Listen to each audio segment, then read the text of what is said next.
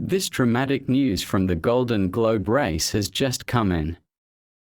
At 15:40 UTC, Ian Herbert Jones, skipper of the yacht Puffin, rang the Golden Globe Race office on his Iridium phone to advise that he was in extreme weather and confused seas, 50 knots, gusting over 70 knots, running under bare poles, trying to hand steer downwind.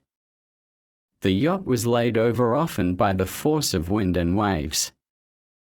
There was a small amount of water down below. The line was bad and contact was lost. 10 minutes later Ian called again.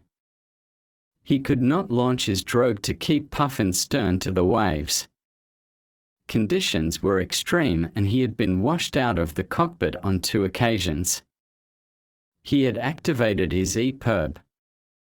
Don McIntyre advised Ian that the extreme weather would last for at least another 5 hours and that he should launch his drogue if possible to assist the downwind control of Puffin. Keeping the stern facing the waves is critical to avoid being rolled. There was only 8 inches of water over the cabin sole and Ian said it was probably leakage through the cockpit, the manual bilge pump was working and Puffin was not sinking.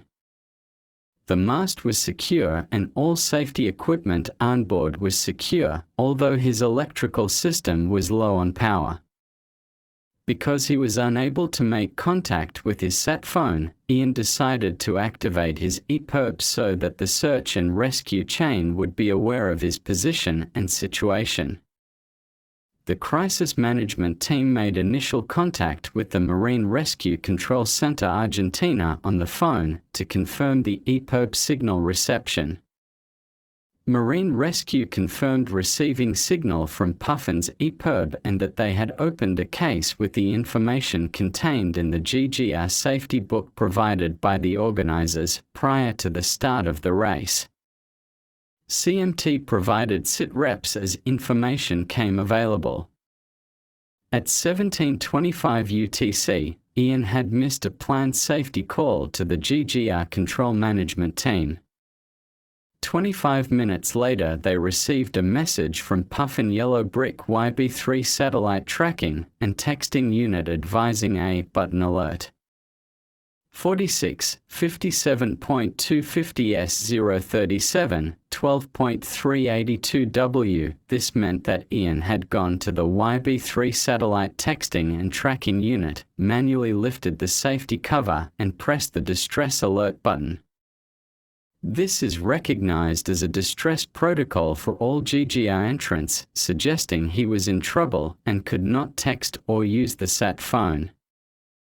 A sit rep was immediately forwarded to MRCC Argentina, followed by a call to explain the importance of this development.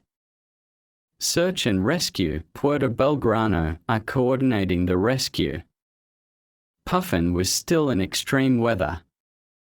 There are several ships in his vicinity, including a tanker 120 miles north of his position, and several fishing boats. MRCC Argentina is attempting to make contact with them and seek their support. The low-pressure system is moving quickly through Puffin's position, currently southwesterly at 55 knots, gusting 88 knots.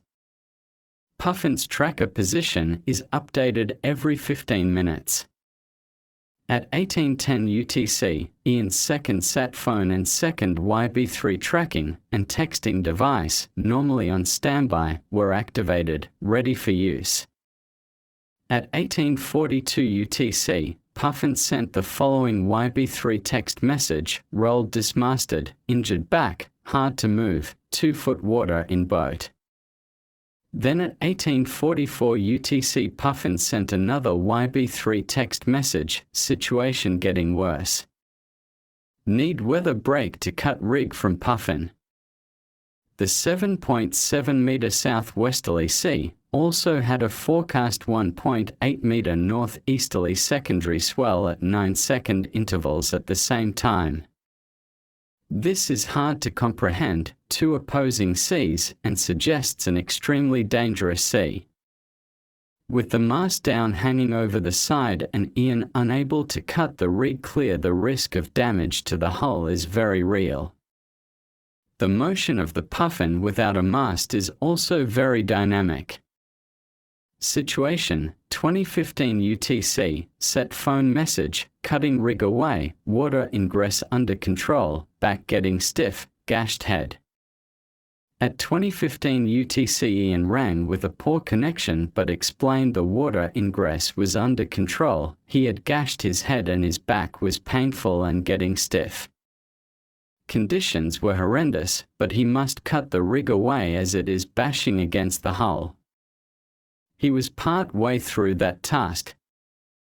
We then lost contact. At 2025 UTC, Ian rang again.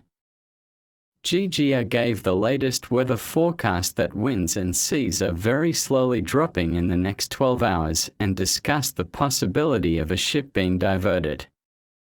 He wanted the ship ETA, but advised ship was not confirmed yet. His phone batteries are okay.